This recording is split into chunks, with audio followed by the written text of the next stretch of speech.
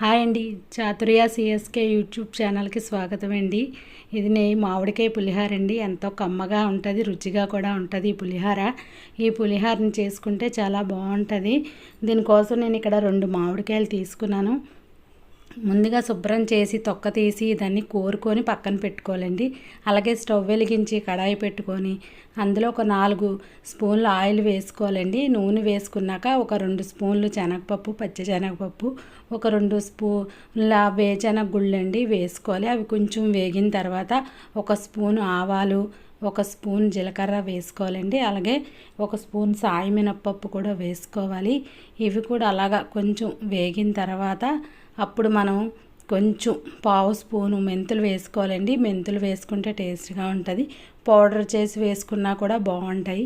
ఇవి ఇలా ఒక 3 నిమిషాలు వేగిన తర్వాత ఇందులో ఒక 5-6 ఎండుమిరపకాయలు వేసుకోవాలి. అవి కొంచెం చిక్కి వేసుకోండి, లేకపోతే ఆయిల్లో వేసినప్పుడు పేలుతాయి. అలాగే 1 ఇంచు అల్లం ముక్కని చిన్నగా తరుముకొని వేసుకోవాలి. కరివేపాకు కూడా 1 కప్పు కరివేపాకు వేసుకోవాలి. ఇవి ఇలా వేగి చిటపటలాడినప్పుడు మనం పప్పు ఇవి అన్నీ వేగుతాయి కదండి. ఇలా వేగినప్పుడు నేను ఇక్కడ 2 పావులు అన్నం అనేది తీసుకున్నానండి ఒక గిన్నెతోని.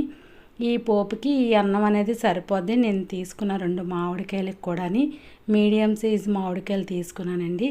ఇలా ఫ్రై చేసుకున్నవన్నీ ఇందులో వేసుకుంటున్నాను. ఈ అన్నంలోనే ఇలా వేసుకోవడం వల్ల మనకి ఏంటంటే ఆ పులిహోర తినేటప్పుడు పంట కింద చాలా కరకరలాడుతూ చాలా టేస్ట్గా ఉంటాయండి పలుకులు అనేవి, ఈ పప్పులన్నీ. అందుకనే ఇలా చేసుకుంటున్నాను.